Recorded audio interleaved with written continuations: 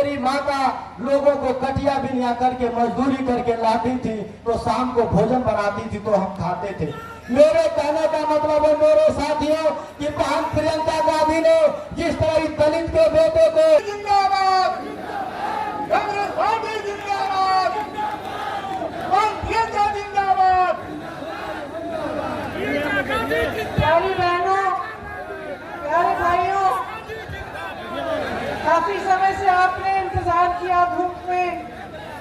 आपके लिए आपको मैं यहाँ इस सभा में आपका बहुत स्वागत करती हूँ और आपके प्रति आभार प्रकट करती हूँ कि आप यहाँ आए हैं मेरी बातों को सुनने के लिए। श्री अजय लल्लू जी, श्री बाजीराव खाड़े जी, श्री अजिताभ अनिल दुबे जी, श्री सुरेंद्र सिंह जी, श्री लाल साहब यादव जी, श्री गिरीश गर्ग जी, श्री जयराम सिंह जी, श्री राहुल राजभर जी, पार्टी के सभी नेतागण जो मंच पे उपस्थित हैं, सभी कार्यकर्तागण, आप सबका भी सभा में बहुत बहुत स्वागत। इसके साथ साथ हमारे प्रत्याशी श्री सुनील राम जी, श्री अजय राजभर जी, श्री लोटन राम निषाद जी, श्रीमती सीमा देवी जी और फरजाना खातून जी, आप यहाँ खड़े हैं मंच पर। आप सबका भी यहाँ इस सभा में बहुत बहुत स्वागत।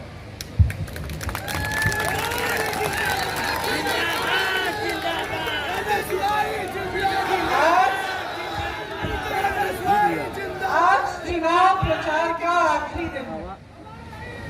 ठीक है, आज चुनाव प्रचार का आखिरी दिन है।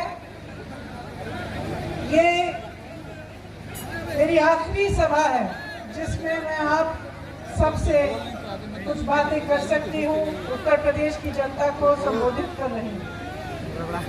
इसके बाद आप लोग पोलिंग में जाएंगे, चुनाव में आप अपना निर्णय लेंगे और एक नई सरकार आपके प्रदेश में बनेगी। 3 साल पहले मेरी पार्टी ने मुझे उत्तर प्रदेश का प्रभारी बनाया। उस समय कुछ बड़े नेता मेरी पार्टी में ही, जो आज तकरीबन सारे के सारे पार्टी छोड़ गए हैं, वो मेरे पास आए अलग अलग से। उन्होंने मेरे से बात की, उन्होंने कहा अरे यहाँ से निकल जाइए, यहाँ उत्तर प्रदेश में कुछ नहीं मिलने वाला, यहाँ क्या करने आई है, यहाँ तो संघर्ष ही संघर्ष है, यहाँ कांग्रेस पार्टी तो है ही नहीं, कुछ नहीं कर पाएंगे, आप नेतृत्व से बात करिए, आपको यहाँ से निकाल के कहीं और भेज दें। मैंने अपने भाई से बात की जब उन्होंने मुझे प्रभारी बनाया। मैंने उनसे पूछा कि आपके मन में क्या है। मेरे भाई राहुल गांधी जी उस समय कांग्रेस के अध्यक्ष थे। उन्होंने कहा देखो प्रियंका, तुम उत्तर प्रदेश जाओ, कितना भी संघर्ष हो तुम काम करना शुरू करो और याद रखो, ये कभी मत भूलो कि तुम्हारा एक ही काम है कि जहां जहां दुख है, जहां जहां पीड़ा है, वहां जाकर जनता के साथ जनता के मुद्दों के लिए कंधा से कंधा मिलाकर जनता के लिए लड़ो।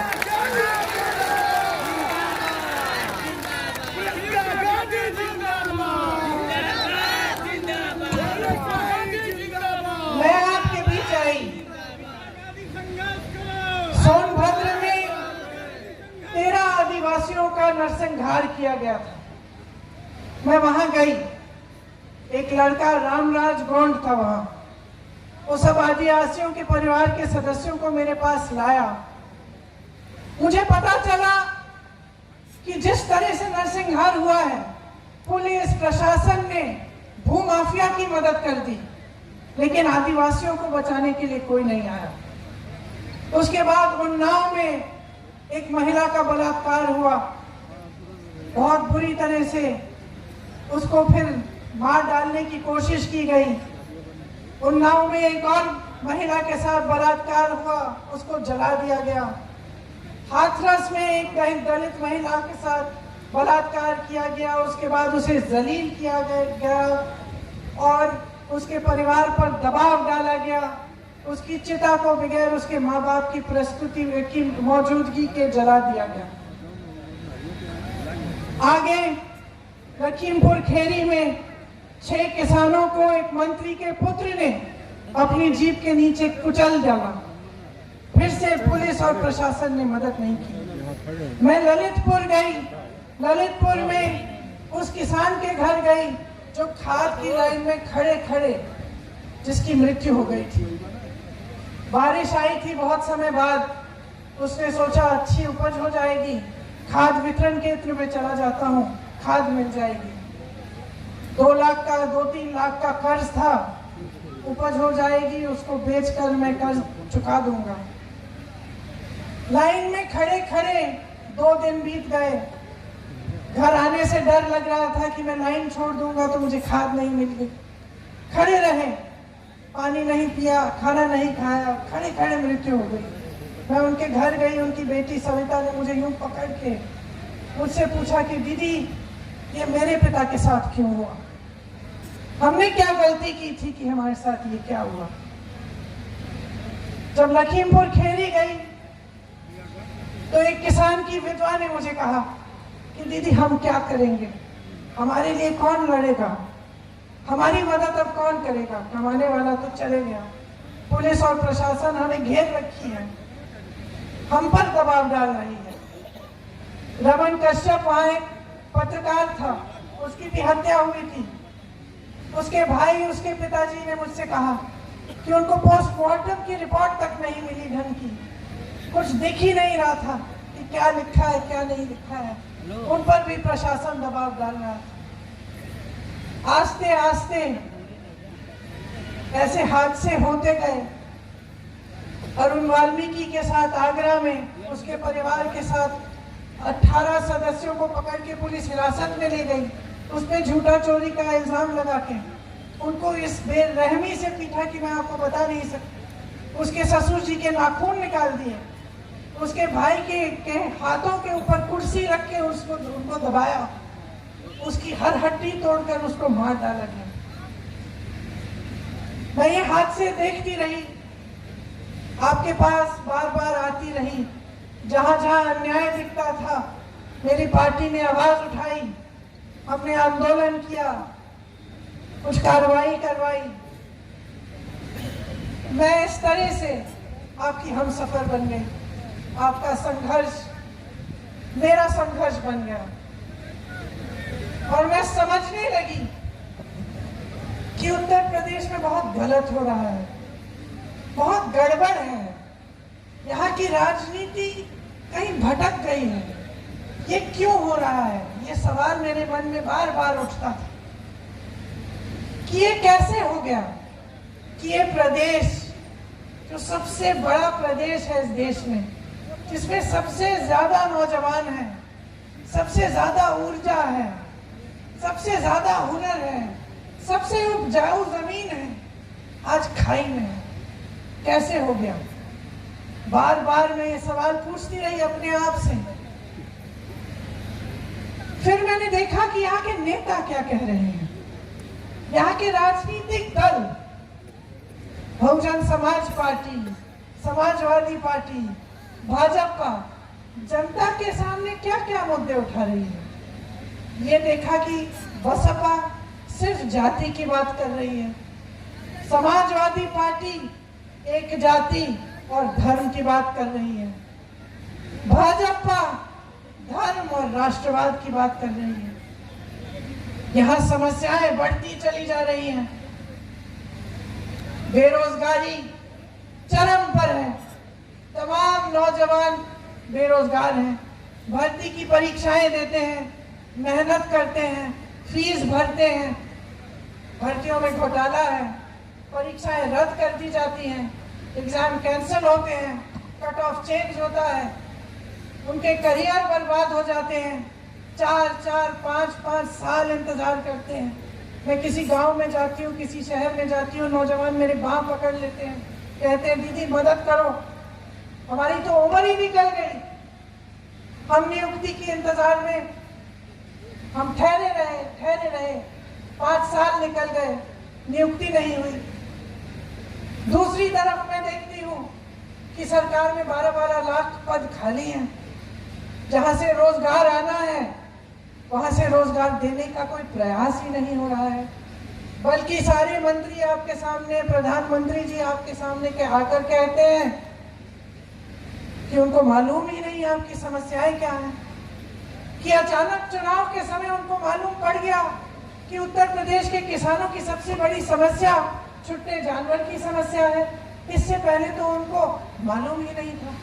सरकार चला रहे हैं, देश में प्रदेश में तमाम जानकारियां हैं, आपको ये नहीं मालूम था कि उत्तर प्रदेश का किसान कितना परेशान है। आपके रोजगार खाली पड़े हुए हैं सरकार में, आप दे नहीं रहे हो। भर्तियों में भ्रष्टाचार है, आप दुरुस्त नहीं कर रहे हो।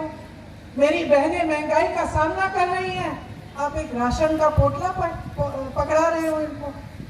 क्या होगा उस राशन के पोटले से? आप निर्भर कर रहे हो इनको ताकि ये आपका धन्यवाद देंगे। आप मंच पे खड़े होकर कह रहे हो कि इस जनता ने आपका नमक खाया है, ये कह रहे हो। ये है उत्तर प्रदेश के नेता, देश के नेता।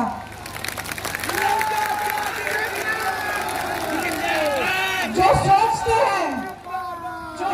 हैं कि एक पूरा राशन पकड़ाकर आपको उस राशन पर निर्भर बनाकर आपसे वोट लेकर सत्ता में रहेंगे, लेकिन आपको सशक्त करने की बात नहीं करेंगे, महिलाओं की शिक्षा की बात नहीं करेंगे, महिलाओं को रोजगार देने की बात नहीं करेंगे, ताकि आप कभी अपने पैरों पे खड़े न हो, ताकि आप हमेशा के लिए सोचें कि ये जो बोरा राशन मिलता है आपको, ये बहुत बड़ा एहसान हो रहा है आप पर। इसी तरह से नौजवानों, इन नेताओं को सब मालूम हो गया है, ये अच्छी तरह से समझ गए हैं कि वोट और सत्ता धर्म और जाति के आधार पर इनको मिलेगी।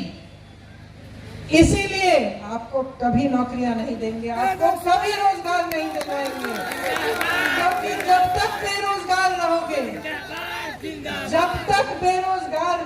जब तक निर्भर रहोगे, जब तक अपने पैरों पे खड़े नहीं होगे, तब तक आपके जज्बात, आपके दुख, आपकी निराशा, आपकी नाराजगी का इस्तेमाल राजनीतिक दल कर पाएंगे।